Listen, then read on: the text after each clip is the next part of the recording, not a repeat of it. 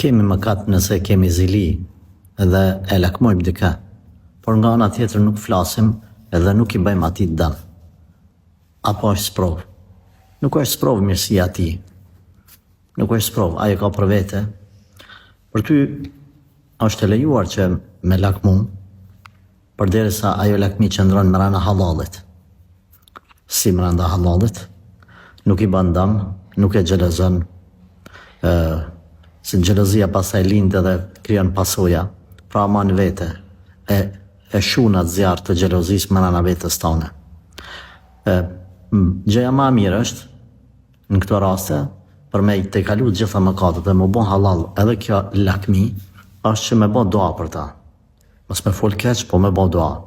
O Zot shtoje, o Zot jepi bereqet, o Zot begatoje, o Zot mos ja merr këtë mirë. Në këtë formë ban dua për ta. Nga ana tjetër, e lutesh për vete duke thonë, o Zot shto ma dhe mu si që ke shtu ati. Bile mjep akoma më mirë se sa ati.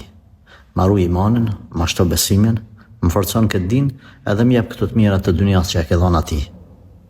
Në këtë formë, as nuk themi është sprov, as nuk themi është mëkat, përkundër është sevap. Ti nga njëna onë, ke bo doa për ta, xhelozin e ke shujt sa ke mujt brenda vetes, edhe ke bo doa dhe për veti që Allah me të dhonë.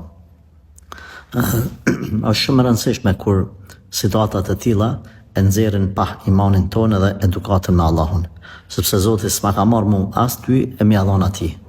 Por Allah me rahmetin, me mëshirën e vet, ja ka dhon atij. Prandaj kur lutemi për ta, e tregojmë se sa të edukum jemi karshi Allahut xhelle shanuhu, edhe në anën tjetër sa kemi bindje dhe besim se Zoti edhe neve mundet me na dhon sikur sa atij.